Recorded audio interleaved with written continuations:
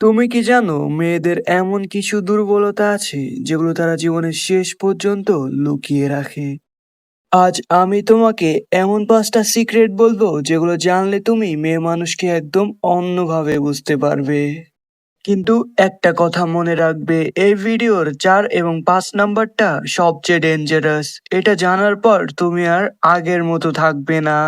তাই ভিডিওটা শেষ পর্যন্ত দেখো, না হলে সবচেয়ে ইম্পর্টেন্ট জিনিসগুলোই মিস করে যাবে। Point 1, attention. প্রথমে যে জিনিসটা সেটা হলো অ্যাটেনশন। প্রায় সবাই চায় তাকে কেউ গুরুত্ব দিক, তার কথা শুনুক, তাকে স্পেশাল ফিল করাক। যখন তুমি কাউকে ইগনোর করো তখন সে উল্টো তোমার অ্যাটেনশন পাওয়ার জন্য আরো চেষ্টা করে। এক্সাম্পল, দেখবা তুমি হঠাৎ করে কম কথা বললে সে নিজে এসে কথা বলবে। তাই তুমি যে মেয়েকে টার্গেট করবে অবশ্যই তাকে ফুল অ্যাটেনশন দিতে হবে, একদমই ইগনোর করলে চলবে না। কারণ মেয়েরা সব সময় চায় কেউ তাকে গুরুত্ব দিক, কেউ তাকে একটু ভালো ফিল করাক, তাহলে সেই মেয়ে তোমার পিছে ছুটবে। Point 2, emotion. দ্বিতীয়টা হলো ইমোশন। অনেক সময় মানুষ ছোট ছোট কথায় হার্ট হয়ে যায়। তুমি যদি তার ইমোশন বুঝতে পারো তাহলে খুব সহজেই তার সাথে কানেকশন তৈরি করতে পারবে। তোমাকে একটা এক্সাম্পল দেই, একটা সিম্পল কথা, তুমি ঠিক আছো, এই কথাটাই অনেক বড় একটা ইম্প্যাক্ট ফেলে।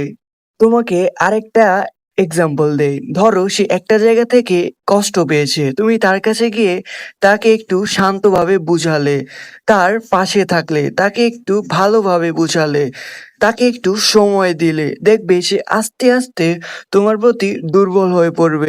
একটা কথা মনে রাখবে, মেয়েদের খারাপ সময়ে যারা তাদের পাশে থাকে তারা তাদের সব সময় মনে রাখে, একদম সব সময়। একটা সময় যে এই ইমোশনের দ্বারাই মেয়েদের সবকিছু করানো যেতে পারে, একদম সবকিছু। তাই সবার আগে তোমাকে মেয়েদের ইমোশনালি অ্যাট্রাক্ট করতে হবে। Point 3, comparison. এখন আসি 3 নম্বরে, যেটা অনেক ডেঞ্জারাস।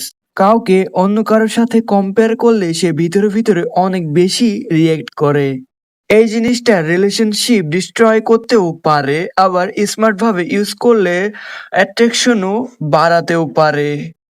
তাই মেয়েদের ক্ষেত্রে এটা তোমাকে ইউজ করতেই হবে। এটা ইউজ করলে তুমি যা চাও তা পেয়ে যাবে। একটা কথা মনে রাখবে, অবশ্যই তার লেভেলের মানুষের সাথেই কম্পেয়ার করতে হবে, না হলে কিন্তু হিতে বিপরীত হতে পারে। কারণ একটা কথা তো শুনেছই, খেলা কিন্তু হয় সমানে সমানে, কম আর বেশি হলে কিন্তু ঝামেলা লেগে যায়। কিন্তু আসল কথা হলো, তুমি যে মেয়েকে টার্গেট করবে অবশ্যই তার সাথে অন্যকে কম্পেয়ার করতে হবে। আর তুমি যখন কম্পেয়ার করবে অবশ্যই তাকে দেখিয়ে দেখিয়ে শুনিয়ে শুনিয়ে করবে, তাহলেই তো আসল ফায়দাটা উঠবে। তোমাকে আর একটু বোঝাই, ধরো তুমি বললে ও তো তোমার থেকে অনেক বেশি স্মার্ট, এই একটা কথাই তাকে ভাবাতে শুরু করবে। কেননা মানুষ ন্যাচারালি চায় সে বেস্ট হোক, তাই কম্পারিজন তার ইগোতে হিট করে। কিন্তু আবার বেশি ইউজ করলে রিলেশনশিপ নষ্ট হয়ে যেতে পারে, তাই সব সময় স্মার্ট ভাবে ইউজ করতে হবে। গাইস, এখন সবচেয়ে ডেঞ্জারাস পয়েন্ট 4 এবং 5 নাম্বারটা বলবো, তা জানার আগে অবশ্যই চ্যানেলটি সাবস্ক্রাইব করবেন। আর গাইস, 4 নাম্বারটা হলো সিক্রেট। আরে ভুল ভাববার কিছু নয়, পয়েন্টের নামই হলো সিক্রেট। মানুষ তার সিক্রেট সবার সাথে শেয়ার করে না। যখন কেউ তোমাকে তার পার্সোনাল কথা বলে তার মানে সে তোমাকে ট্রাস্ট করে। আর তুমিও যদি ছোট একটা সিক্রেট শেয়ার করো সে ফিল করবে তুমি তাকে বিশ্বাস করো। কেউ যদি তোমাকে তার পার্সোনাল কথা বলে তাহলে বুঝবা তুমি অলরেডি তার কাছে স্পেশাল। ধরো একটা মানুষ আছে, সে সবার সাথে হাসে, মজা করে, কিন্তু তার রিয়েল প্রবলেম কেউ জানে না।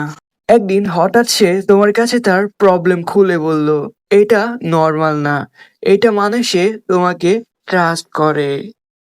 Psychology explain. কারণ মানুষ ভয় পায় তার সিক্রেট অন্য কেউ জেনে গেলে জাস্ট করবে, তাই সে এমন কাউকে খোঁজে যার কাছে সে সেফ ফিল করবে। এখন আসল গেমটা হলো, তুমি যদি স্মার্ট হও তাহলে তুমি নিজেই কানেকশন তৈরি করতে পারবা।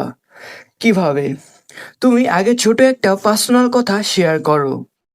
এক্সাম্পল, যেমন জানো আমি ছোটবেলায় অনেক শি ছিলাম, বা আমি খুব ইজিলি ট্রাস্ট করি না কাউকে। এই ধরনের কথা শুনলে সামনের মানুষও ফিল করবে তুমি তাকে অনেক বিশ্বাস করো, আর তখন সে নিজেও তার কথা শেয়ার করতে শুরু করবে। এইভাবেই ডিপ বন্ডিং তৈরি হয়, আর তখন সে নিজেও তার কথা শেয়ার করতে শুরু করবে। এইভাবেই ডিপ বন্ডিং তৈরি হয়।